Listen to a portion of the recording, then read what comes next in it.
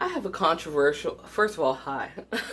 First of all, hi. It's been a while. I've been working on some commissions, but I've been thinking about you guys the whole time, and I'm here. How you doing? Love you guys. All right. I wanted to say that you should talk about the. You should. I'm gonna say something controversial. You should talk about the narcissist more.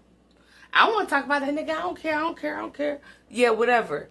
I don't care either. However, there's a reason you should talk about them more. Why should you talk about them more? All right. I ran across this before TikTok was banned. I run across this TikTok, and there's this like British lady who is a comedian of some sorts, and she makes all types of like ratchet jokes out of professionals by interviewing them. And one of the things she said jokingly was she said, so Jesus was crucified, right? And the person's like, obviously, right? And she goes, so wouldn't that make him the first victim of cancel culture? And even though she thought she was being clever, jokingly, right? She didn't realize the weight of what she actually said because he was the first victim of cancel culture. Let's talk about what cancel culture is. Cancel culture is when a group of people, mainly citizens, or anybody else, right? But a lot of times it's citizens, gather together to get rid of and demean a public figure whose point of view they do not agree with, they do not like. So if they don't like what you're saying or what you do, then they will gather together to get your ass out of here, right? That is, in a nutshell, what cancel culture is. So even though she made a joke, Jesus was a victim of cancel culture, so to speak. And I think that narcissists victimize us the same way. Them and the demons that live within them, and their flying monkeys, and their family, and their mama, and all the people that support their bullshit are canceling you. Well, you can say, well, I'm not a public figure, so how does that make me a victim of cancel culture? But you are a public figure. Do you go outside? I'll wait. Yeah, you do, right? All right, so you go outside daily to do the things that you need to do, whether it be work, grocery shop, take care of your kids, drop somebody off at daycare, whatever. You are a victim of cancel culture. If you weren't a victim of cancel culture, you are your own public figure. You are your own business. You are all those things in one person. Jesus had 12 disciples. One of them was some trash, and aside from that, he himself was a whole entity, a whole thing, a whole scenario all by himself, as are you. You're not Jesus, no, but you are you all by yourself. Every time you talk about that narcissist and tell what they did to you, that is that's a form of protest in the most excellent way. The worst thing you can do is say nothing. I know people will get around you and try to tell you, oh, you should stop talking about that. You should never mention it. Girl, boy, let it go. Sir, ma'am, let it go. Yeah, let it go. As far as forgiveness, yes. And as far as like, don't dwell in it. But there's a difference between dwelling and blowing a whistle. Okay? Dwelling is one thing. Blowing the whistle on that bitch is a whole nother thing. And you need to blow that whistle. You better be like a crossing guard. Right there, nigga. Your whistle should be big as hell. You should always talk about that narcissist. Not for the rest of your life, but get it out. There is so much profit, and not just financially or something, and getting it out. You need to tell people about it. The worst kind of person is someone who sees something and doesn't say shit.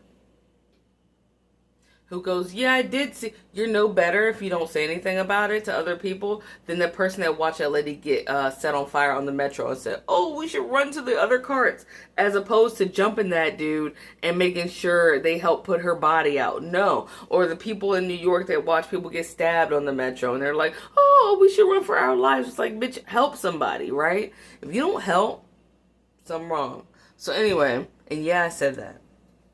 Mad or not.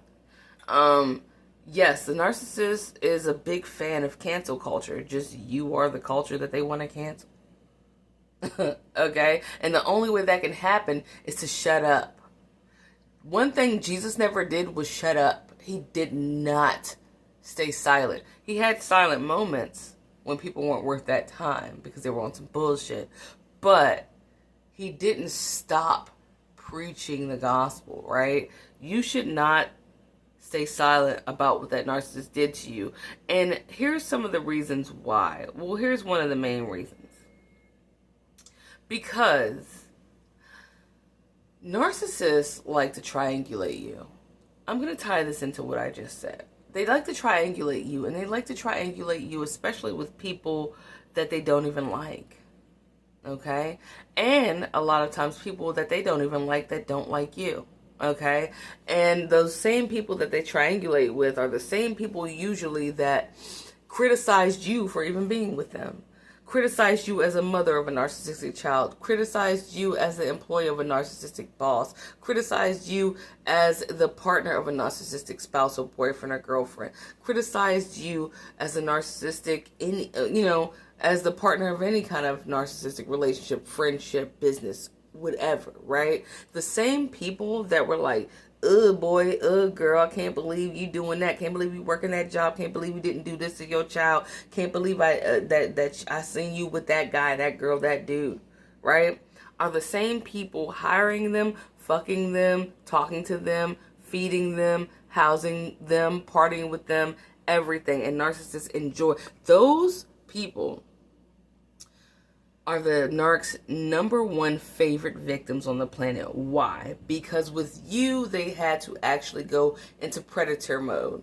They actually got to be within their predatory nature, right? With these people, they're just like sprinkled right onto their lap. You know what I'm saying? Which is no fun, but it is still food. One thing Cat Williams said on this podcast, it was the Shannon Sharp Club Shay Shay.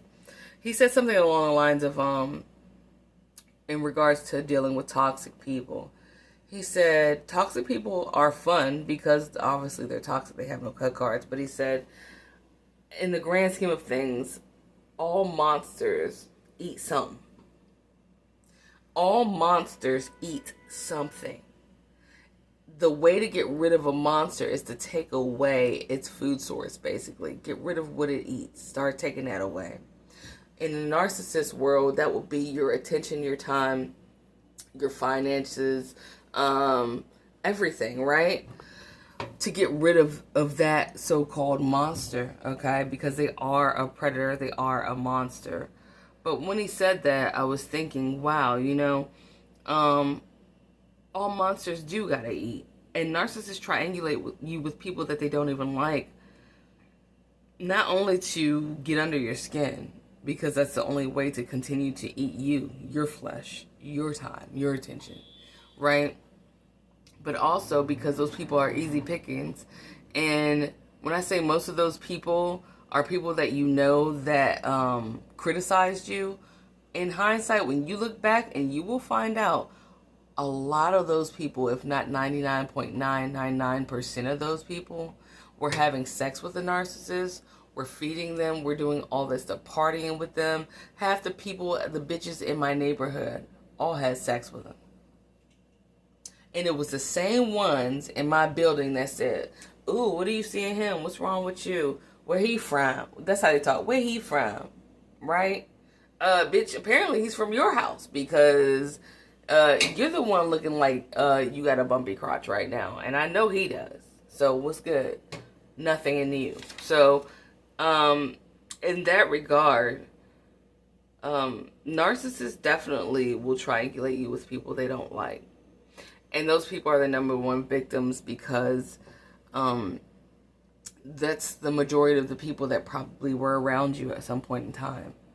People that you were probably close to, if not close to personally, close to in proximity, i.e. sleeping with one of your neighbors or something, right? Therefore, narcissists are sort of the I guess, cultivators of cancel culture because, again, you are the culture that they're trying to cancel. And one way to do that, much like with Jesus, is to get the people around you to go against you, even when at one point they probably did admire you for some reason or another. Right? And I thought about that. I was like, wow, narcissists are one of the main catalysts to cancel culture. Anyway, I thought that was an interesting take. But another thing that I saw on social media today, it was not TikTok since I do not have TikTok at this point, but he was saying, this gentleman was saying, narcissists are only concerned with what they did when other people find out about it. Let's say that again. Narcissists are only concerned about what they did to you when other people find out about it. That brings me back to why you should not shut up about it. Tell people. I don't care that people look at you stupid, crazy, weird, fucked up, whatever it is you want to accumulate that to. It doesn't matter, okay? Staying silent is the worst thing you can do because those people, the people that I mentioned that were around you the whole time that were secretly like involved with that narcissist, they know though deep down in here that you are right and you are telling the truth, and they're scared. They're scared because the narcissist victimized them real bad. They were a snack. You were a whole meal, right? All right. So talk about it.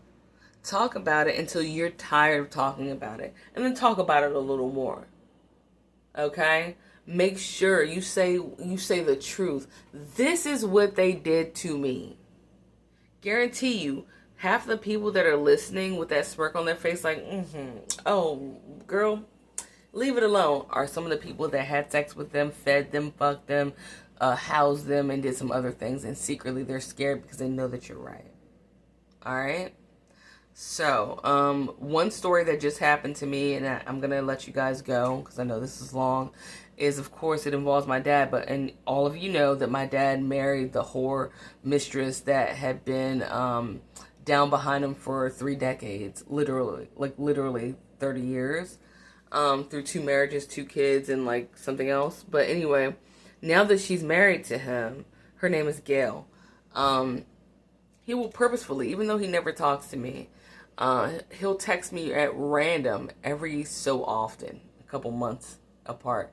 And he'll be like, hey, got the kids Christmas presents. Me and Gail got Christmas presents. Me and Gail sent you some money. Me and Gail are going to do this for... Oh, me and Gail are just doing this today. Oh, Gail says hi. Don't forget to say hi to Gail. He knows that I don't fuck with Gail. He knows that I know she's a whore. He knows that I don't agree with her ass. He knows I don't like that shit. He knows I know she's against God and so is he. He knows that I'm not with that, right? But he's triangulating me on purpose with a bitch that he's married to that he doesn't even like. So I used to ignore him, right? But I finally tested it out the other day when he did this shit. Number one, he texted me and called me by my government name, which I put that in another video where I said narcs call you by your government name when, say, like they used to have a pet name for you, but they purposefully and intentionally don't use that pet name. They use your government name to let you know I'm upset with you and I'm disassociating from that pet name. So instead of calling me sweetheart like normal, he goes, so anyway, LeSean, because that's my name, LeSean, right? LE''CHAUN. So anyway, LeSean, I guess you must be busy. How's everything? Blah, blah, blah. And I'm like, great, short and sweet, great, whatever. And he mentions Gail, right? Well, no, he didn't mention Gail in this one. He mentioned her on Christmas. I mentioned Gail this time. I said, you know what, let me try to mention Gail before he gets to it. Let me get to it first. I said, oh, don't forget to tell Gail me and the kids said hi. And as soon as I wrote that, he goes, his response was, "Oh yeah, we'll do. Okay, bye." And he didn't talk to me anymore. Why did me mentioning Gail first make him not talk to me anymore? Because his trick to triangulate me with a bitch that he doesn't even like, that he's married to. Had he liked her, he would have married her a long time ago. But his attempt to triangulate me with a bitch he doesn't even like failed because I mentioned her first. He failed the test. Narcissists triangulate you with people they don't even like, because that's the number one victim. The number one victim is the number one victim because they are the ones that walk into the van that says free candy versus you who has to be dragged into it against your will. Narcissists are the catalyst to cancel culture. Love you. All right, anyway. Long vid, but hope it made sense. Bye.